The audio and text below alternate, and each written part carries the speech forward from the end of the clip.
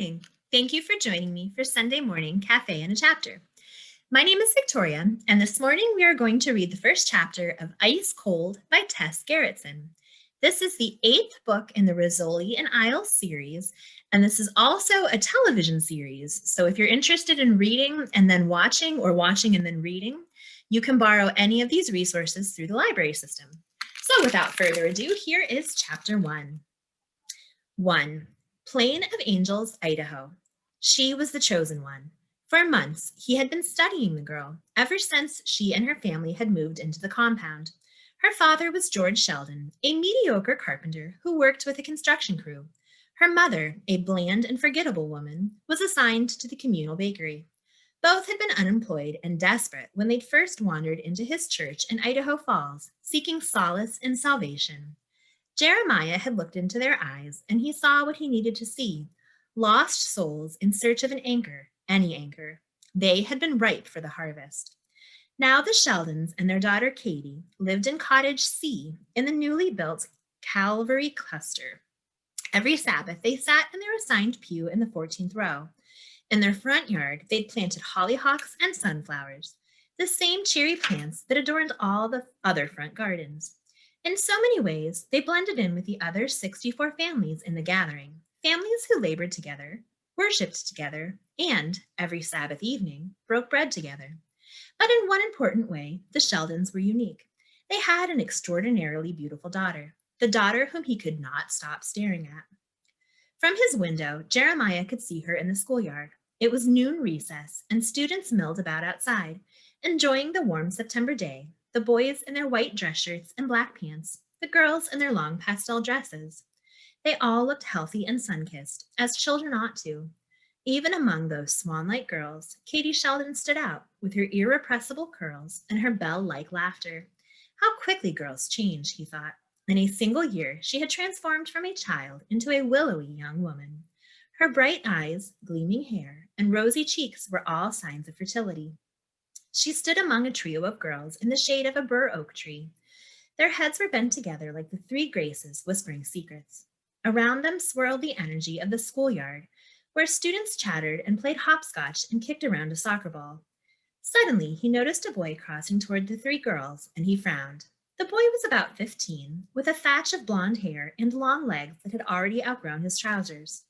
Halfway across the yard, the boy paused, as though gathering up the courage to continue. Then his head lifted, and he walked directly toward the girls, toward Katie. Jeremiah pressed closer to the window. As the boy approached, Katie looked up and smiled. It was a sweet and innocent smile, directed at a classmate who almost certainly had only one thing on his mind. Oh yes, Jeremiah could guess what was in that boy's head: sin, filth. They were speaking now, Katie and the boy, as the other two girls knowingly slipped away. He could not hear their conversation through the noise of the schoolyard, but he saw the attentive tilt of Katie's head, the coquettish way she flicked her hair off her shoulder. He saw the boy lean in, as though sniffing and savoring her scent. Was that the McKinnon brat? Adam or Alan or somebody. There were so many families now living in the compound, and so many children, that he could not remember all their names. He glared down at the two of them, gripping the window frame so tightly that his nails dug into the paint. He pivoted and walked out of his office, thumping down the stairs. With every step, his jaw clenched tighter, and acid burned a hole in his stomach. He banged out of the building, but outside the schoolyard gate he halted, wrestling for control. This would not do. To show anger was unseemly.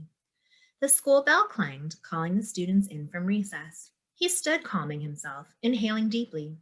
He focused on the fragrance of fresh-cut hay, of bread baking in the nearby communal kitchen. From across the compound, where the new worship hall was being built, came the whine of a saw and the echoes of a dozen hammers pounding nails. The virtuous sounds of honest labor, of a community working toward his greater glory. And I am their shepherd, he thought. I lead the way. Look how far they had already come. It took only a glance around the burgeoning village, at the dozen new homes under construction, to see that the congregation was thriving. At last, he opened the gate and stepped into the schoolyard. He walked past the elementary classroom, where children were singing the alphabet song, and entered the classroom for the middle grades. The teacher saw him and jumped up from her desk in surprise. Prophet Good, what an honor, she gushed. I didn't know you would be visiting us today. He smiled, and the woman reddened, delighted by his attention. Sister Janet, there's no need to make a fuss over me. I simply wanted to stop in and say hello to your class and see if everyone is enjoying the new school year. She beamed at her students. Isn't it an honor to have Prophet Good himself visiting us? Welcome him. Welcome, Prophet Good, the students answered in unison.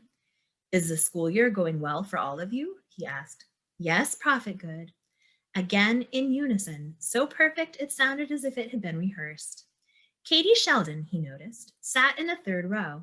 He also noticed the blonde boy who'd flirted with her sat almost directly behind her. Slowly, he began to pace the classroom, nodding and smiling as he surveyed the students' drawings and essays tacked on the walls, as if he really cared about them. His attention was only on Katie, who sat demurely at her desk, her gaze tipped downward like any properly modest girl. I don't mean to interrupt your lesson, he said. Please continue what you were doing. Pretend I'm not here. Yes. The teacher cleared her throat. Students, if you could please open your math books to page 203. Complete exercises 10 through 16. And when you're finished, we'll go over the answers. As pencils scratched and papers rustled, Jeremiah wandered the classroom. The students were too intimidated to look at him, and they kept their eyes focused on their desktops. The subject was algebra, something that he had never bothered to master. He paused by the desk of the blonde lad who had so clearly shown an interest in Katie, and, looking over the boy's shoulder, he saw the name written on the workbook. Adam McKinnon, a troublemaker who would eventually have to be dealt with. He moved on to Katie's desk, where he stopped and watched over her shoulder. Nervously, she scribbled an answer, then erased it. A patch of bare neck showed through a parting of her long hair, and the skin flushed a deep red, as though seared by his gaze. Leaning close, he inhaled her scent, and heat flooded his loins. There was nothing as delicious as the scent of a young girl's flesh, and this girl's was the sweetest of all. Through the fabric of her bodice, he could just make out the swell of newly budding breasts. Don't fret too much, dear, he whispered. I was never very good at algebra either. She looked up, and the smile she gave him was so enchanting that he was struck speechless. Yes, this girl is definitely the one. Flowers and ribbons draped the pews and cascaded from the soaring beams of the newly built worship hall. There were so many flowers that the room looked like the Garden of Eden itself, fragrant and shimmering. As the morning light beamed in through the ocular windows, 200 joyous voices sang hymns of praise. We are yours, O Lord. Fruitful is your flock and bountiful your harvest. The voices faded and the organ suddenly played a fanfare. The congregation turned to look at Katie Sheldon, who stood frozen in the doorway, blinking in confusion at all the eyes staring at her. She wore the lace-trimmed white dress that her mother had sewn, and her brand-new white satin slippers peeped out beneath the hem. On her head was a maiden's crown of white roses. The organ played on, and the congregation waited expectantly, but Katie could not move. She did not want to move. It was her father who forced her to take the first step. He took her by the arm, his fingers digging into her flesh with an unmistakable command. Don't you dare embarrass me. She began to walk, her feet numb in the pretty satin slippers, as she moved toward the altar looming ahead, toward the man whom God himself had proclaimed would be her husband. She caught glimpses of familiar faces in the pews, her teachers, her friends, her neighbors. There was Sister Diane, who worked in the bakery with her mother, and Brother Raymond, who tended the cows, whose soft flanks she loved to pet.